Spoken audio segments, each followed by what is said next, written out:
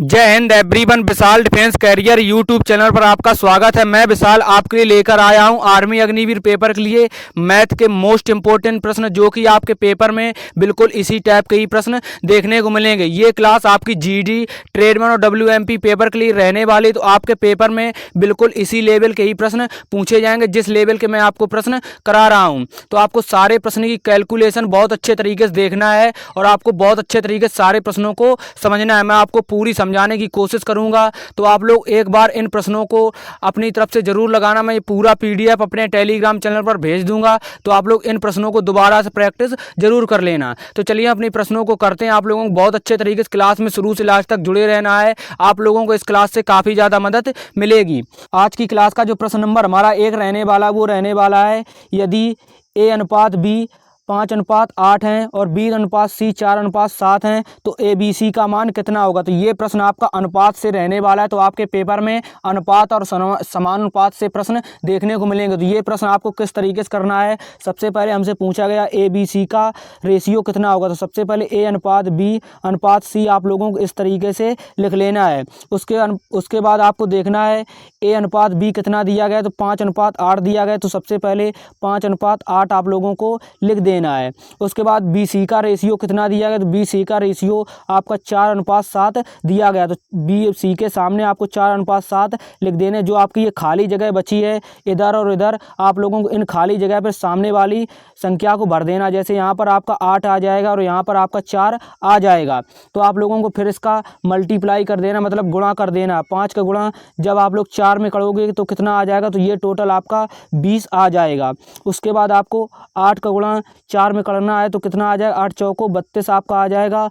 और आपको 8 का गुणा सब साथ में करेंगे तो 8 सत्ते 56 आपका आ जाएगा। अगर ये संख्या आपकी कट रही है तो आप लोग काट दीजिए, अगर संख्या कोई ना कटे तो आपका वही रेशियो हो जाता है। जैसे ये संख्या आप लोगों की 4 से कट जाएगी, जैसे 4 पंचे 20 हो जाएगा। उसके बाद आप लोगों का 4 से ही जब काटोगे 4 8 32 8 बार कटेगा। उसके बाद 14 चौको 56 4 एकम 4 और आपका 4 चौको 16 हो जाएगा। तो इस AB का रेशियो कितना आ जाएगा, तो आप लोगों को अच्छे तरीके से याद रखना है। ABC का जो आपका रेशियो है वो आ जाएगा 5:8:14 आप लोगों का ABC का रेशियो आ जाएगा। तो आप लोगों का इस प्रश्न का बिल्कुल सही जवाब हो जाएगा यही 5:8:14। ये किस ऑप्शन में है आप लोगों को देखना है, 5:8:14 ये आपका ऑप्शन नंबर C में है। तो इस प्रश्न का आपका सही जवाब ऑप्शन नंबर C बिल्कुल आपका सही जवाब हो जाएगा। तो आपके पेपर में बिल्कुल इसी टाइप के ही प्रश्न पूछे जाएंगे। आपको सारी चीज़ मैं समझाने की कोशिश कर रहा हूँ, बस आप लोग सारी चीज़ों को अच्छे तरीके से समझते चलें। नेक्स्ट जो हमारा प्रश्न रहने वाला ये प्रश्न आपका समानुपात का रहने वाला। तो आपके पेपर में अनुपात और समानुपात से प्रश्न देखने को मिलेंगे। तो आप लोगों को सारी चीज़ें बहुत अच्छे तरीके से समझते रहना है।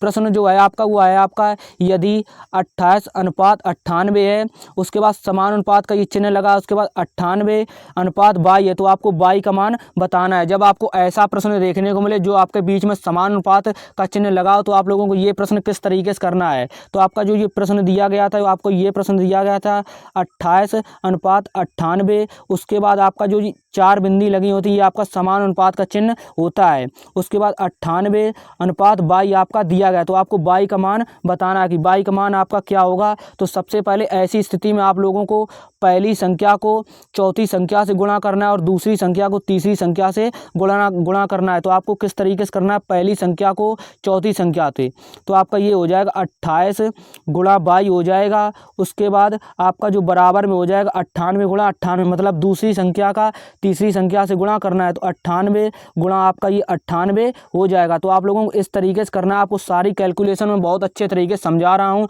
आपको बहुत अच्छे तरीके से सारी चीज़ें समझते चलना है।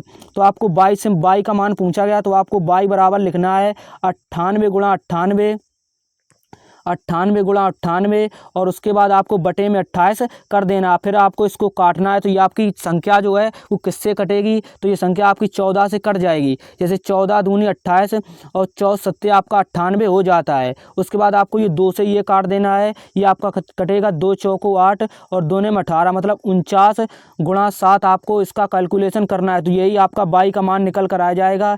जैसे आपको लिखना है 49 49 जो आपका ये यहाँ बचा है 49 गुणा 7 आपको लिखना है। तो ये आपका कितना आ जाएगा 963 की 3 हासिल आपकी 6 लग जाएंगे। उसके बाद 7 चौको 28 6 34, तो आपका बाई का मान 443 आ जाएगा। ये 443 किस ऑप्शन में आपका वही सही जवाब हो जाएगा। 443 आपका ऑप्शन नंबर ए में दिया गया, तो आपका ऑप्शन नंबर ए बिल्कुल सही जवाब हो जाएगा। तो आपके पेपर में बिल्कुल इसी टाइप के ही प्रश्न पूछे जाते हैं। आशा है कि आप लोग सारी चीज़ें बहुत अच्छे तरीके से समझ रहे होंगे जो मैं आपको समझाना चाहता हूँ। लिखने में थोड़ी सी ज़रूर दिक्कत हो रही, वो आप लोग एडजस्ट करना पड़ेगा, ताकि आप लोगों को मतलब थोड़ी सी समस्या है लिखने की, इस वजह से आपको सही राइटिंग नहीं दिख रही होगी, लेकिन आपको समझ में सारी चीज़ें आ रही होंगी। नेक्स्ट जो हमारा प्रश्न रहने वाला आपका, ये प्रश्न औसत का रहने वाला, आपको बताना है कि 2 3 10 12 3 का औसत कितना होगा। तो आपके पेपर में औसत से भी प्रश्न देखने को मिलेगा। तो आपको ऐसे प्रश्न किस तरीके से करना है, जैसे आपसे पूछा गया था 2 + 3 + 10 + 12 प्लस आपको 3 को बताना है कि इसका औसत कितना होगा। तो बटे में आपका जो इसका सूत्र होता है वो आपका औसत बराबर होता है संख्याओं का योग बटे कुल संख्या। तो कितनी संख्याएं आपको जोड़ लेना, 1 2 3 4 5, टोटल 5 संख्याएं हैं। तो आपको इनका औसत बताना है। तो आपको यही बस करना है कि आप जब आपसे औसत पूछा जाएगा तो सभी संख्याओं को आपको जोड़ देना है, जितनी संख्याएं उससे आपको भाग कर देना है। तो आपका इनका योग कितना हो जाएगा, 10 12 22, 22 और 3 आपका कितना हो जाएगा 25, 25 3 आपका हो जाएगा 28, 28 2 30, तो आपका 30 हो जाएगा इनका योग। उसके बाद आपको 5 से डिवाइड कर देना है, तो 5 छिक्का 30, इसका जो औसत निकल कर आएगा वो आपका 6 औसत निकल कर आएगा। 6 आपका किस ऑप्शन में, तो ऑप्शन नंबर बी में आपका 6 दिया गया है। तो इस प्रश्न का सही जवाब आपका बी बिल्कुल सही जवाब हो जाएगा। तो आपके पेपर में बिल्कुल इसी टाइप के प्रश्न पूछे जाते हैं जीडी, ट्रेडमैन और WMP में। तो आपकी सारी चीज़ें बहुत अच्छे तरीके से समझते रहना है।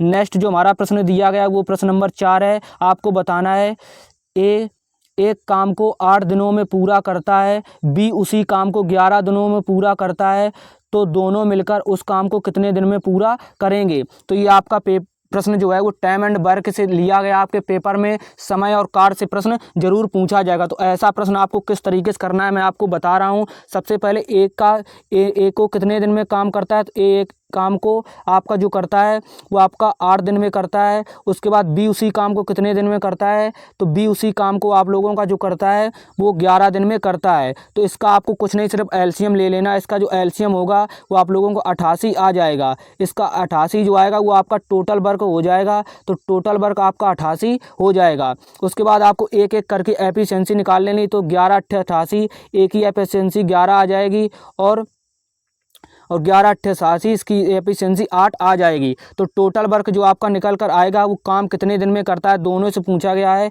ए और बी उस काम को कितने दिन में करते हैं। तो ये जो हमारा निकल कर आएगा आपको टोटल वर्क लिख लेना है। टोटल वर्क आपका 88 होगा, और 88 के बाद आपको इन दोनों को जोड़ देना, ए बी को जोड़ देना, क्योंकि दोनों काम से काम पूछा गया है। तो दोनों का काम 11 और 8 कितने हो जाएंगे, 11 8 आपका 19 हो जाएगा। अगर ये संख्या कट रही होती तो हम काट देते कि ये संख्या कटेगी नहीं। तो आपका टोटल वर्क यही हो जाएगा 88/19। तो 88/19 आपका ऑप्शन नंबर बी में दिया गया है। तो इस प्रश्न का सही जवाब आपका ऑप्शन नंबर बी बिल्कुल सही जवाब हो जाएगा। आप लोगों को अच्छे तरीके से याद रखना है। नेक्स्ट जो हमारा प्रश्न रहने वाला आपके पेपर में बिल्कुल इसी टाइप के ही प्रश्न पूछे जाएंगे। आपको सारे प्रश्न बहुत अच्छे तरीके से याद करते रहना है, और आपको सारी कैलकुलेशन बहुत अच्छे तरीके से देखते रहना है। और आप लोग इस क्लास का मैं पूरा PDF अपने टेलीग्राम चैनल पर दे दूंगा। तो आप लोग एक बार क्लास समाप्त होने के बाद अपने हाथों से इन प्रश्नों को जरूर लगाना, क्योंकि आप लोगों को मैं क्लास में जो प्रश्न करा रहा हूँ आप लोग इनकी प्रैक्टिस बहुत अच्छे तरीके से कर लेना। आपके पेपर में बिल्कुल इसी टाइप के ही प्रश्न देखने को मिलेंगे। नेक्स्ट जो हमारा प्रश्न रहने वाला आपको बताना है कि 2 पाइप ए और बी एक टैंक को क्रमशः 20 और 40 मिनट में भरते हैं। तो दोनों पाइप एक साथ उपयोग किए जाएं तो टंकी को भरने में कितना समय लगेगा। तो आपको बताना है कि इसमें टंकी को भरने में कितना समय लगेगा, दोनों का हमसे पूछा गया है। तो इस प्रश्न में आपको क्या करना है, आपको सेम उसी टाइप का ही प्रश्न है, सिर्फ आपको ए और बी लिख लेना। उसके बाद ए कितने मिनट में भरता है, तो ए 20 मिनट में, उसके बाद आपका जो बी है वो 30 मिनट में भरता है। उसके बाद इनका सेम इसी टाइम से एलसीएम ले लेना, तो इसका 20 और 30 का एलसीएम आपका 60 आ जाएगा। 60 जो आपका निकल कर आएगा वो क्या आएगा, आपका ये टोटल वर्क निकल कर आ जाएगा।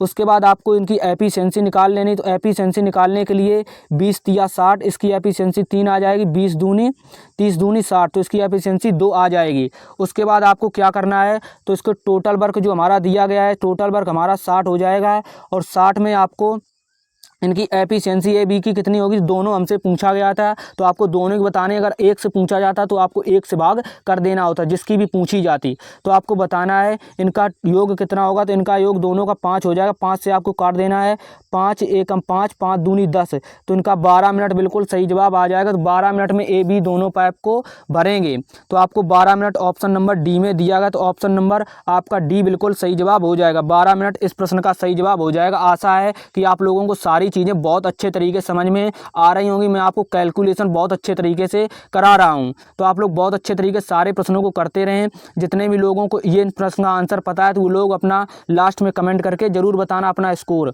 आपको बताना है कि शून्य क्या है, तो उसके जो ऑप्शन हैं, विषम संख्या, अभाज्य संख्या, सम संख्या और इनमें से कोई नहीं। तो शून्य क्या है, तो शून्य आपकी ना तो एक शून्य आप लोगों की जो हो जाएगी वो आपकी सम संख्या हो जाएगी। तो शून्य आपकी एक सम संख्या, आप लोग अच्छे तरीके से याद रखेंगे। इस प्रश्न का आपका आंसर बिल्कुल सही जवाब हो जाएगा। आप लोग एक बार मुझे बताएंगे एक जो आपकी है वो क्या है। तो एक आपकी ना तो भाज्य संख्या है, ना तो आपको अभाज्य संख्या, आप लोग बहुत अच्छे तरीके से याद रखेंगे, ये आपके पेपर में पूछ सकता है। तो एक आपकी ना तो सम संख्या है, ना तो आपकी सम संख्या है, और ना ही अभाज्य संख्या, आप लोग अच्छे तरीके से याद रखेंगे। एक आपकी ना तो सम संख्या, ना आपकी अभाज्य सम संख्या, तो आप लोग अच्छे तरीके से याद रखेंगे। उसके बाद आपको बताना है जो आपकी सबसे छोटी भाज्य संख्या कौन सी होती है, तो आपको बताना है जो आपकी सबसे छोटी भाज्य संख्या कौन सी होती है। तो सबसे छोटी आप लोगों की जो भाज्य संख्या होती है वो आप लोगों को बहुत अच्छे तरीके से याद रखना है। ये आपके पेपर में बिल्कुल ऐसे ही प्रश्न पूछ लेता है कभी कभी, तो आप लोगों को अच्छे तरीके से याद रखना है। जो आपकी सबसे छोटी भाज्य संख्या होती है वो आपकी 4 हो जाएगी। तो सबसे छोटी भाज्य संख्या 4 होगी। एक ना तो आपकी सम संख्या और ना ही आपकी विषम संख्या है। आप लोग एक बार बताएंगे सम संख्याएं कौन कौन सी होती हैं। तो सम संख्याएं आपकी वो होती हैं जो आपकी मतलब 2 से कट जाएं, और विषम संख्याएं वो होती हैं जो 2 से ना कटें। आप लोगों को अच्छे तरीके से याद रखना है। चलिए हम नेक्स्ट प्रश्न पर चलते हैं। आपको सारी प्रश्न की जानकारी इस प्रश्न में मैंने दे दी है। नेक्स्ट आपको बताना है 108 में अभाज्य गुणनखंडों की संख्या कितनी होगी। तो आपको 108 में अभाज्य गुणनखंड बताने की अभाज्य गुणनखंड की संख्या कितनी होगी। तो इस प्रश्न को आपको सबसे पहले आपको गुणनखंड निकाल लेने हैं 108 के। तो 108 के गुणनखंड कैसे निकालने, तो ये संख्या कितने से कटेगी आपको बहुत अच्छे तरीके से पता होगा। मैं बेसिक से बता रहा हूँ। तो आप लोगों की ये 2 से कटेगी, 2 पंचे 10 और 2 चौको 8, 54 आ जाएगा। तो ये संख्या फिर से 2 से कट जाएगी, तो ये कट जाएगा आपका 27 बार, 27 दूनी 54। उसके बाद आपको 3 से काटना है, 3 एम 27, 3 त्रिका 9, उसके बाद 3 एकम 3, तो आपकी ये संख्या बिल्कुल कट जाएगी। तो आपको अभाज्य गुणनखंडों की संख्या बताना है। तो सबसे पहले आपको इसमें क्या करना है, इसमें आपको सबसे पहले पावर देखनी है। तो 2 की पावर आपकी 2 हो जाएगी, उसके बाद आपकी 3 की पावर आपकी 3 हो जाएगी। तो आप लोग अच्छे तरीके से याद रखेंगे। और जब आप लोग अभाज्य गुणनखंड निकालते हैं, तो अभाज्य गुणनखंड में आपको पावर को जोड़ देना होता है। तो आपको पावर को जोड़ देना होता है अभाज्य गुणनखंड में। तो आपको अच्छे तरीके से याद रखना है। अभाज्य जब आप लोग गुणनखंड निकालते हैं तो आप लोग पावर को जोड़ देते हैं। तो आप लोग अच्छे तरीके से याद रखेंगे। जब हम पावर को जोड़ेंगे, 2 की पावर आप लोगों की 2 है, 3 की पावर 2 है, तो ये आपकी कितनी हो, 3 की पावर 3 है, तो ये आपकी 5 हो जाएगी। तो इसमें अभाज्य गुणनखंडों की संख्या कितनी है, तो ये आपकी 5 हो जाएगी, जो कि ऑप्शन नंबर सी इस प्रश्न का बिल्कुल सही जवाब हो जाएगा। आशा है कि आपको सारी जानकारी बहुत अच्छे तरीके से समझ में आ रही होगी। नेक्स्ट जो हमारा प्रश्न रहने वाला है, आपको बताना है इस प्रश्न का सही जवाब क्या होगा। तो उसके जो प्रश्न को आपको बहुत अच्छे तरीके से पढ़ना है। ये आपका 2/3, 4/9, 5/12 का एलसीएम कितना होगा। तो आपको बहुत अच्छे तरीके से इस प्रश्न को देखना है। आपके एलसीएम और एचसीएफ से प्रश्न जरूर देखने को मिलेंगे। जैसे 2/3, उसके बाद आपसे पूछा गया है 4/9 और 5/12 का एचसीएफ कितना होगा। तो आपको बहुत अच्छे तरीके से बताना जो आपसे पूछा जाए। तो हमसे क्या पूछा गया, एलसीएम पूछा गया है। तो जो आपसे पूछा जाएगा उसका आपको सबसे पहले ऊपर का एलसीएम निकाल देना। अगर हमसे एचसीएफ पूछा जाता तो उसका मैं सबसे पहले एचसीएफ निकालता। तो 5 और 4 और 2 का जो एलसीएम होगा वो आप लोगों को अच्छे तरीके से याद रखना है, ये आपका 20 हो जाएगा। तो क्योंकि 20 जो संख्या है वो 5 से कटेगी, 4 से कटेगी, 2 से कटेगी, और इसका जो एलसीएम निकालना है, एलसीएम भी अगर हमसे पूछ रहा तो इसका एलसीएम 3 हो जाता, क्योंकि 3 से संख्या 9 कट जाएगी, 12 भी कट जाएगी। तो आपका ये रहा एलसीएम और ये रहा आपका एचसीएफ। तो बहुत अच्छे तरीके से आपको सारी जानकारी इस वीडियो से मिल रही है। तो आप लोग वीडियो को एक बार लाइक जरूर कर दें और चैनल को सब्सक्राइब जरूर कर दें। तो ऑप्शन नंबर सी इस प्रश्न का बिल्कुल आपका सही जवाब हो जाएगा। जो भी आपसे पूछा जाएगा उसका आपको ऊपर से निकाल देना, अगर आपको भिन्न में एलसीएम एचसीएफ पूछता है। अगर आपसे नेक्स्ट जो हमारा प्रश्न रहने वाला, आपको बताना है 100 का 20% कितना होगा। तो आपके पेपर में प्रतिशत से भी प्रश्न देखने को मिलेगा। तो आपको ऐसे प्रश्न किस तरीके से करने आए हैं, तो आपको 100 का 20% पूछा गया तो आपको सबसे पहले 100 ही लिख लेना है। उसके बाद आपको 20% पूछा गया तो प्रतिशत की जगह आपको 100 लगाना ही पड़ेगा। तो फिर उसके बाद आपको काट देना है कि 100 से आपका 100 कट जाएगा और ये आपका 20 आ जाएगा। तो 100 का 20% कितना होगा, तो 20 ही होगा। तो ऑप्शन नंबर सी इस प्रश्न का बिल्कुल सही जवाब हो जाएगा। तो आपको सारी चीज़ें बहुत अच्छे तरीके से समझ में आ रही होंगी। मैं आपको सारी चीज़ें बहुत अच्छे तरीके से समझा रहा हूँ, बस आपको ज़रूरत है सारी चीज़ें बहुत अच्छे तरीके से समझने की। आपके पेपर में इसी टाइप के ही प्रश्न पूछे जाएंगे। मैथ का ज़्यादा हार्ड लेवल नहीं आता है। जीडी, ट्रेड में, डब्ल्यूएमपी में आपको परेशान नहीं होना है। इन्हीं प्रश्नों को आपको एक बार प्रैक्टिस अपने हाथों से ज़रूर कर लेना, जो मैं PDF अपने टेलीग्राम चैनल पर डालूंगा। नेक्स्ट जो हमारा प्रश्न रहने वाला, आपको बताना है ए की आय बी की आय से 25% अधिक है। बी की आय ए की आय से कितना प्रतिशत अधिक है। तो आपको ऐसे ही प्रश्न पेपर में देखने को मिलेंगे। तो आपको प्रश्न को बहुत ध्यान से पहले पढ़ना है कि ए की आय बी की आय से 25% अधिक है। ठीक, अधिक का बोला गया, उसके बाद बी की आय ए से कितना प्रतिशत कम है, हमसे ये पूछा गया है। तो आपको ऐसे प्रश्नों में क्या करना है, तो ऐसे प्रश्नों में कितना अधिक है, तो आपको 25% अधिक है। तो 25 आपको ऊपर लिख लेना है। और किससे अधिक है, तो आपको बी की आय की अधिक है। तो आपको ए की आय बी की आय से अधिक है। तो ये कितना हो जाएगा, तो आपको कोई भी चीज़ अपने आप में 100% होती है, तो ये आपका 125 हो जाएगा। तो इसमें आपको ऐड कर देना है। और किससे है, तो आपकी 100 से तुलना की जाती है किसी भी चीज़ में। फिर इसकी आपको कैलकुलेशन कर देना और फिर इसका आपको आंसर मिल जाएगा। किस तरीके से काटना है, आपको इस तरीके से काटना है, 5 से काटना है, जैसे 55 25, उसके बाद काटेंगे तो ये आपका कट जाएगा। या ये आपको इस तरीके से काटना है कि 25 पंचे 125, 5 से फिर आपको इस तरीके से काट देना है 20। तो आपका ये बिल्कुल 20% आ जाएगा। आपको अच्छे तरीके से याद रखना है। हमसे पूछा गया तो ए की आय बी की आय से कितना अधिक है, तो 20% अधिक है। ऑप्शन नंबर आपका ए बिल्कुल इस प्रश्न का सही जवाब हो जाएगा। तो आपको इस तरीके से कैलकुलेशन करना है। काफ़ी आसान कैलकुलेशन आती हैं, बस आपको बहुत अच्छे तरीके से सारी चीज़ों को समझना है। आपके पेपर में बिल्कुल ऐसे ही प्रश्न पूछे जाएंगे। आप लोग क्लास में शुरू से लास्ट तक जरूर बने रहना। आप लोगों को इस क्लास से काफ़ी ज़्यादा मदद मिलने वाली है। नेक्स्ट जो हमारा प्रश्न रहने वाला, आपको बताना है कि किसी व्यक्ति की लागत कीमत तथा बिक्री कीमत का अनुपात 20:21 है। इस पर लाभ प्रतिशत कितने का है। तो आपको बताना है कि इस प्रश्न का सही जवाब क्या होगा। किसी व्यक्ति की लागत कीमत तथा बिक्री कीमत का अनुपात 20:21 है, इस पर लागत प्रतिशत क्या है। तो आपको ऐसे प्रश्न किस तरीके से करना है, तो सबसे पहले हम लिखेंगे सीपी, मतलब सीपी का मतलब आपका होता है क्रय मूल्य। उसके बाद आपको लिख लेना एसपी का मतलब होता है आपका विक्रय मूल्य। तो एक तरह से आपको ऐसे ही प्रश्नों को इस तरीके से करना है। यहाँ पर 20 जो दिया गया वो हमारा क्रय मूल्य होगा और 21 आपका विक्रय मूल्य हो जाएगा। तो आपको ऐसे प्रश्नों में क्या करना है, तो आपका यहाँ पर प्रॉफिट कितना बन रहा है, तो आप लोग ये बताएंगे यहाँ पर जो आपका प्रॉफिट बन रहा है वो आपका एक प्रॉफिट बन रहा है। जैसे जितना प्रॉफिट होगा आपको उसी तरीके से सवाल को करना है।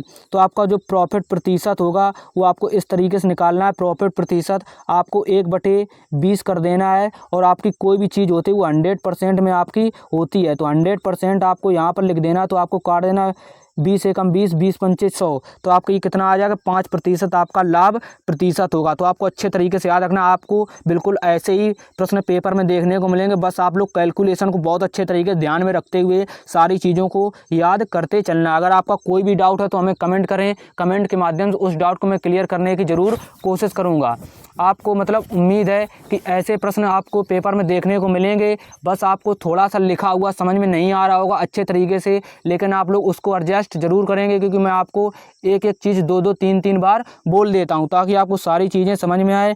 नेक्स्ट जो हमारा प्रश्न रहने वाला, आपको बताना है 25% और 10% की दो क्रमागत छूटों के समतुल्य एकल छूट ज्ञात करें। तो आपके पेपर में बिल्कुल ऐसे ही प्रश्न देखने को मिलेंगे जैसे प्रश्न मैं आपको करा रहा हूं। तो आपको इस प्रश्न को किस तरीके से करना है, तो सबसे पहले इस प्रश्न को आपको करना है कि a प्लस बी करना है। उसके बाद ये आपको सूत्र होता है, आपको लोग अच्छे तरीके से याद रखें, माइनस ए गुणा बी। जब आप लोग अपने माइंड में सेट कर लेंगे तो आपको ये सूत्र याद करने की कोई भी ज़रूरत नहीं बचेगी। तो ए प्लस बी कितना है, तो ए आपका है 25 और प्लस आपका बी कितना है तो 10 हो जाएगा। उसके बाद आपका माइनस का चिन्ह लगाना है। उसके बाद ए कितना है, फिर आपको यहीं लिखना है 25, उसके बाद बी कितना है 10 और बटे आपको 100 से मल्टीप्लाई करना है। तो आपको ये संख्या काट देनी, 0 से 0 कट जाएगा। उसके बाद आपको काटना है 10 से, जब ये काटोगे तो आपका 10 दूनी 20 और पॉइंट लगाओ तो यहाँ पर 10 पना 50, तो 0.5 आ जाएगा। उसके बाद आपको ये किस तरीके से करना है, तो ये टोटल आपका कितना हो जाएगा, ये आपका हो जाएगा जब आप लोग जोड़ोगे तो 35 हो जाएगा। तो इस तरीके से आपको 35 में आपको ये संख्या जो इधर आएगी तो आपको ये माइनस का चिन्ह है तो यहाँ पर आपको घटा देना होगा 2.5। जब 35 में घटाओगे तो कितना आ जाएगा, ये आपका हो जाएगा 32.5%। तो ऑप्शन नंबर आपका जिसमें 32.5% होगा वही आपका सही जवाब हो जाएगा। 32.5% ये आपका ऑप्शन नंबर ए में दिया गया है। तो इस प्रश्न का आपका सही जवाब ऑप्शन नंबर ए आपका बिल्कुल सही जवाब हो जाएगा। तो ऐसे नेक्स्ट हमारा प्रश्न रहने वाला है प्रश्न नंबर 13। आपको बताना 1 से 20 तक के बीच की सभी भाज्य संख्याओं का औसत कितना होगा। तो औसत का प्रश्न अभी मैं आपको ऊपर करा के आया हूं, तो आपके औसत का प्रश्न एक जरूर देखने को मिलेगा। तो आपको ऐसे प्रश्न किस तरीके से करना है, सबसे पहले आपको भाज्य संख्याएं बताने की कौन कौन सी 1 से लेकर 20 तक की भाज्य संख्या होगी। तो संख्याओं का योग बटे संख्या आपका ये सूत्र होता है। तो आपको इस तरीके से करना है। तो सबसे पहले आपकी जो भाज्य संख्या होगी वो 4 होगी, ये भी मैं आपको बता चुका हूँ। उसके बाद आपकी जो दूसरी भाज्य संख्या होगी 6 होगी।